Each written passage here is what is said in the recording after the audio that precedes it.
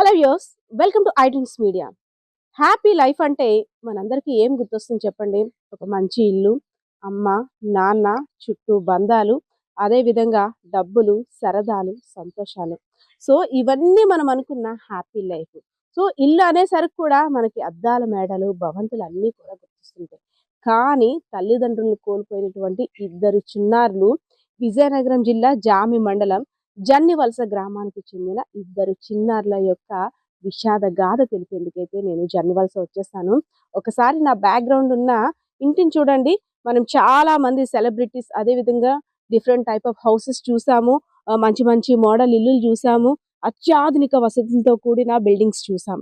కానీ ఇద్దరు చిన్నారులు ఉంటున్న ఈ హోమ్ టూర్ మీరైతే చూడడానికి సిద్ధంగా ఉండండి. హోమ్ టూర్ చూపిస్తానన్నాను కదా, ఇంట్లోకి ఎంటర్ అవుతున్నాం. చూస్తున్నారు కదా, మనం ఫస్ట్ చూసేది ఏంటంటే ఒక పెద్ద హాలు, అదేవిధంగా బెడ్రూమ్స్ ఏవి, కిచెన్ ఏవి, బాత్రూమ్స్, అదేవిధంగా చుట్టూ ఉండే బాల్కనీ, బోల్డ్ స్పేషియస్ ప్లేస్. ఒకసారి అంతా ఇల్లు లుక్ వేయండి. అన్ని కనిపిస్తున్నాయి మీకు ఇక్కడ.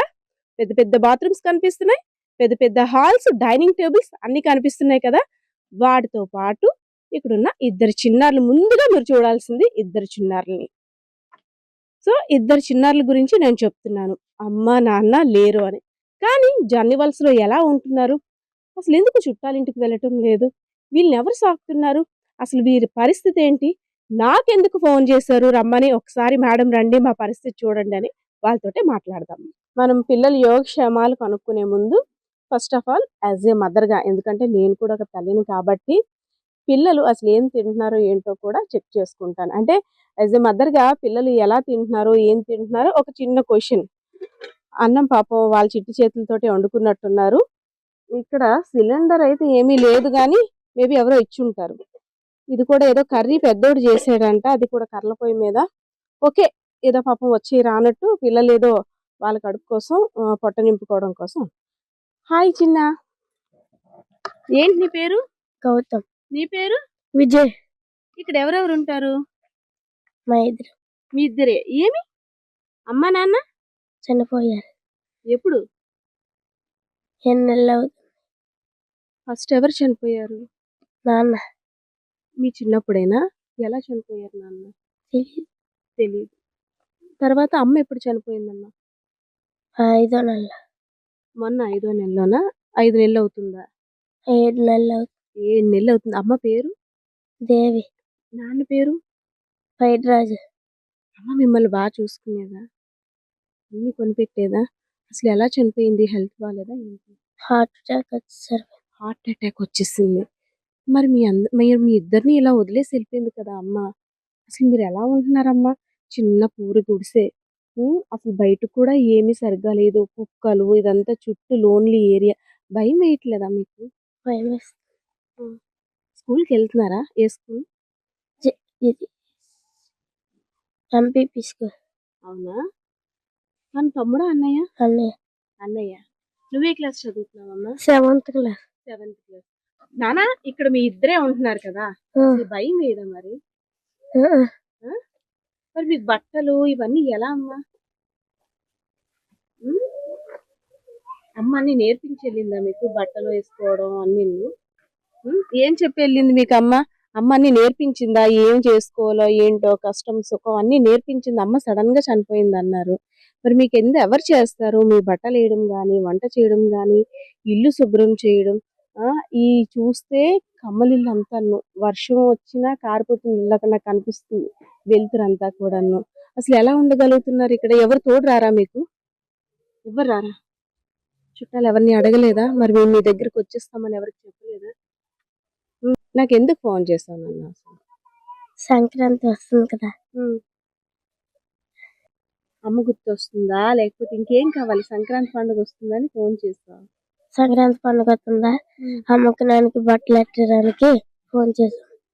అమ్మకి నాన్నకి బట్టలు పెట్టాలంటే డబ్బులు లేవానా? అవునా? బట్టలు మీరే పెట్టేస్తారా అమ్మకి నాన్నకి? నీకేం కావాలి నాన్న? అసలు ఏ క్లాస్ చదువుతున్నారు మీరు? 7th class. అవునా?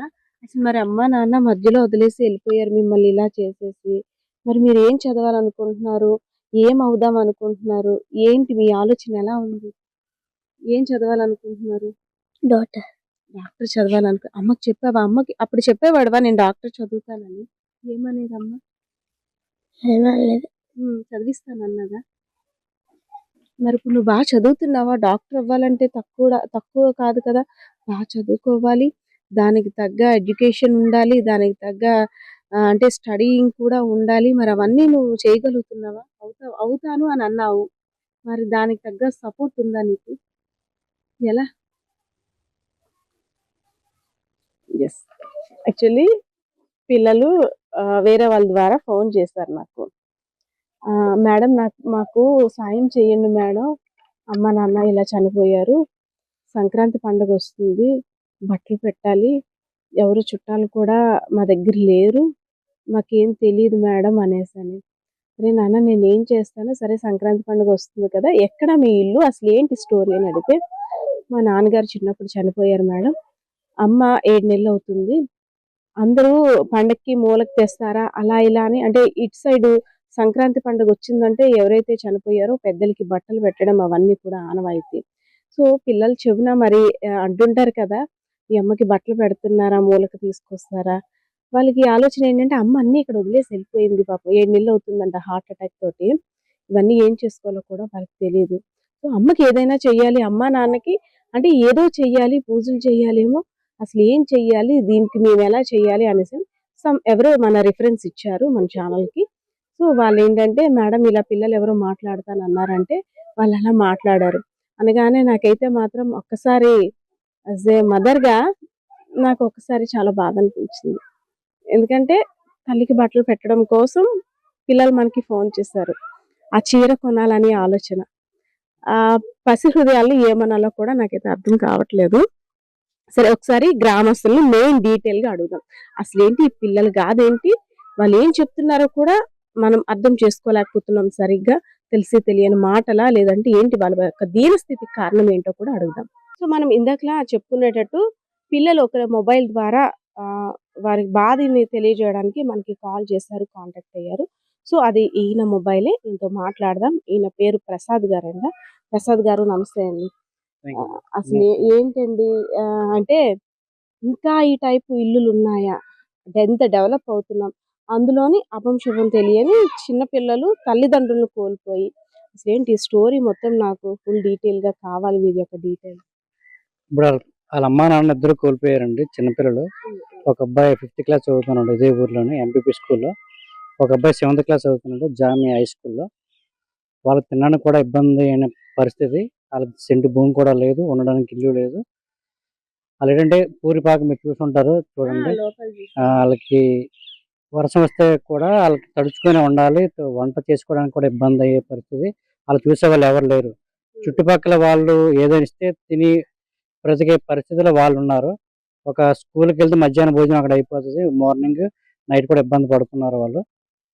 సార్ అంటే వాళ్ళకి చుట్టాలు ఎవరో ఒకళ్ళు ఉంటారు కదా సార్. ఇంత పిల్లల్ని చిన్న పిల్లల్ని అంటే ఏదో వాళ్ళ పని వాళ్ళు చేసుకుంటారు గానీ, అమ్మ ఉండేటప్పుడు, తల్లిదండ్రులు ఉండేటప్పుడు వేరు. ఎవరో ఒకరు ఆ నైట్ కూడా పడుకోవడానికి ఇబ్బంది. అందులో సెక్యూర్‌గా కూడా ఏమీ లేదు. బోరుమని వర్షం వచ్చిందంటే కారిపోతుంది. టార్ప ఫుల్ కప్పేసుంది. సో, దీన్ని అంటే చుట్టాలు వాళ్ళందరూ ఎలా రియాక్ట్ అయ్యారు వీళ్ళ పట్ల? చుట్టాలు అంటే ఎవరు ఒక రోజు, 2 రోజులు చూస్తారు గానీ కంటిన్యూ‌గా చూసేవాళ్ళు ఎవరు ఉండరు కదా మేడం. నెక్స్ట్ ఏంటంటే వాళ్ళు చుట్టాలు ఎవరైనా వచ్చి ఏదో చూసి ఎళ్ళిపోయి ఏదో చేస్తారు గానీ కంటిన్యూ‌గా ఆళ్ళకి ఇబ్బందయితే ఉన్నది. ఆహ్, చాలా అలా అయితే మరీ నాకు తెలిసైతే ఇలాంటి జీవితం ఇంకా ఎవరు కూడా ఎవరు చిన్నపిల్లలకి ఇలాంటి ఇబ్బందులు రాకూడదు. ఒకవేళ దేవుడనేవాడు ఉంటే వాళ్ళ సమస్య 10 మందికి తెలిసి ఆళ్ళకి క్లియర్ చేసే విధంగా చేస్తారని నేను మిమ్మల్ని కోరడం జరిగింది మేడం గారు. యెస్. మనం ఇక్కడ మెయిన్ పాయింట్ ఒకటి ఆలోచించాలి. అభం శుభం తెలియని పిల్లలు సరే వాళ్ళు స్కూల్‌కెళ్ళిపోతున్నారు, వచ్చేస్తున్నారు అనేసని. కానీ ఈ టైంలోని అసలు తల్లిదండ్రుల యొక్క ప్రాపర్ గైడెన్స్ ఎంత ఇంపార్టెంట్. వాళ్ళకి ఏ చిన్న బాధొచ్చినా, మనసుకి బాధ కలిగినా సరే, లేదు ఇంకేదైనా సరే ఇది కరెక్ట్ ఏజ్ అనమాట. అంటే మంచేదో, చెడేదో తెలియబోతున్న ఏజ్ ఇదంతా కూడా. అలాంటి సమయంలో పేరెంట్స్ అనేది ఎంత ఇంపార్టెంటో ప్రతి ఒక్కరికి కూడా తెలుసు. అసలు ఈ టైంలో పిల్లల పక్కన పేరెంట్స్ ఉంటేనే చాలా మంది పిల్లలు పక్కదోవ పట్టేస్తున్నారు. ఎందుకంటే నేటి సమాజం కూడా అలానే ఉంది. అలాంటిది ఎవరు లేని దగ్గర పిల్లలు అసలు ఎలా ఉంటున్నారో అంటే వాళ్ళు చెప్పిన దాన్ని బట్టి ఏంటంటే, ఒక పెద్దమ్మ వస్తారు మాకు నెలకొకసారి 2 సార్లు. ఎప్పుడైనా కావాలి పెద్దమ్మ చూడాలని ఉందంటే ఫోన్ చేస్తే వస్తారు. ఆమెతోటి మా బాధ చెప్పుకుంటాము. కానీ మాకెవరైనా ఉంటే బావున్ను. ఒక ఇల్లు బాగు చేస్తే ఎవరో ఒకళ్ళొస్తారు మా ఇంటికి. మమ్మల్ని చూడ్డానికి, ఎవరైనా ఉండడానికి కూడా సిద్ధపడతారు అనేసి అని అంటున్నారు. సో, ఆ పెద్దమ్మను కూడా మనం రప్పించాం. ఒకసారి మాట్లాడదాం. అమ్మ మీ పేరు? నా పేరు కొండమ్మ. కొండమ్మ గారు. పిల్లల్ని చూసాం, మాట్లాడాం. మీరెప్పుడో వచ్చి నెలకు 2 వస్తాను సార్. ఎప్పుడు ఎక్కడ ఉండరు, వాళ్ళిద్దరే ఉంటారు, ఎవరు ఉండరు.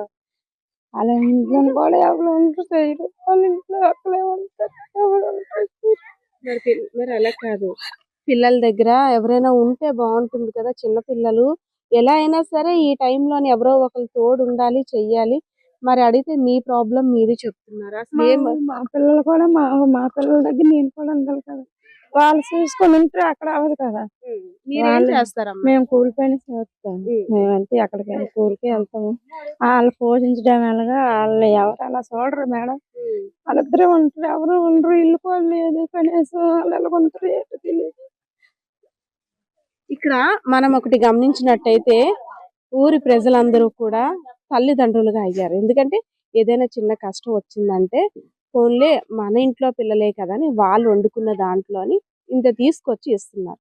కానీ అమ్మని అడిగినట్టు పిల్లలు అడగలేరు. అలా అని మనం అమ్మను కూడా తీసుకురాలేం. కానీ గ్రామస్తులు అయితే ఒకటి కోరుకుంటున్నారు. ఒక మంచి ఇల్లు కట్టించినట్టయితే వారి భవిష్యత్తు కోసం ఎవరైనా స్పాన్సర్స్ ముందుకొచ్చి కొంత లైఫ్ ఇచ్చినట్టయితే మా అందరం కూడా ధైర్యంగా ఉంటాం. పిల్లల్ని ఇంకాస్త బాగా చూసుకోగలం. ఏదో అంటే ఇంట్లో మా నలుగురికి వండుకునే దాంట్లో ఇంత గది ఇవ్వగలం గానీ, ప్రత్యేకంగా వాళ్ళకంటూ ఇచ్చే స్తోమత మా కుటుంబాల్లో కూడా లేదు. ఇదంతా నిజమే. అంటే మధ్య తరగతి కుటుంబాలన్నీ కూడా ఎవరి కష్టం వారిదే. ఎవరి కుటుంబ బాధ్యత వారిదే. ఏదైనా ఎవరైనా కష్టం అంటే ఒక నిమిషమో, 2 నిమిషాలో లేదంటే మనం వండుకున్న దాంట్లో ఒక 10%, 20% ఇవ్వగలుగుతారు గానీ, రోజు అంటే పిల్లలకి పెట్టడం ఆ కుటుంబ సభ్యులకు కూడా భారమే. సో, ఏదైతేనేం ఈ ఇద్దరి చిన్నారుల గాథ చూసిన తర్వాత మీ అందరికీ ఏమనిపించింది? ఆపన్న హస్తం కోసం ఎదురు చూస్తున్న ఆ చిన్నారులకి ఎవరైనా స్పాన్సర్స్ ముందుకు వచ్చి ఇల్లు కట్టించినట్టయితే, లేదంటే మేము మంచిగా చదువుకోవాలనుకుంటున్నాం, తల్లిదండ్రులు లేని పిల్లలం కదా! మాలాంటి ప్రాబ్లమ్ ఇంకొకరికి రాకూడదు అనేసని మనం ఆ చిన్నబ్బాయితో కూడా మాట్లాడాం. తను కూడా అసలు ఏం మాట్లాడాలో కూడా డాక్టర్ అవ్వాలని తను ఆలోచన చెప్పాడు. అంటే మనం ముందు వచ్చేటప్పుడు మా అమ్మ హార్ట్ అటాక్‌తో చనిపోయింది కాబట్టి, అలా ఇంకెవ్వరు అవ్వకూడదు. మాలాంటి పిల్లలందరికి కూడా మేము సేవ్ చేయాలి అనే ఆలోచన ఉన్నట్టు చెప్పారు. సో, ఇదంతా ఆలోచన మనం విన్న తర్వాత వాళ్ళకి ఏ విధంగా సహాయపడగలమో సహాయపడదాం. వారికి ఒక చేయూతనిద్దాం. సో, పరిస్థితి ఇది. కెమెరా పర్సన్ బాలకిషోర్‌తో పద్మ, ఐడ్రీమ్స్ మీడియా, విజయనగరం. నిజంగా ప్రస్తుతం ఉన్నటువంటి సమాజం దేనికి ప్రయారిటీ ఇస్తుంది? ఆర్థిక సంబంధాల చుట్టూ మాత్రమే తిరుగుతోంది. మళ్ళీ ఎన్నికలంగానే చాలా విరక్తి కలుగుతాను. మంచి అనిపిస్తుంది కదా, లేడీస్ కూడా ఛాలెంజింగ్ జాబ్స్ చేసినప్పుడు చాలా బాగుంటది. ట్రాఫిక్ అసిస్టెంట్స్ గా నియమించిన ట్రాన్స్జెండర్స్ అందరితో సాల్యూట్ చేయించుకుంటున్నారు. ఫుడ్ డెలివరీ ఇవ్వటానికి వెళ్ళినటువంటి డెలివరీ బాయ్ అనిల్ పై కళ్ళ ముందు పెళ్ళండి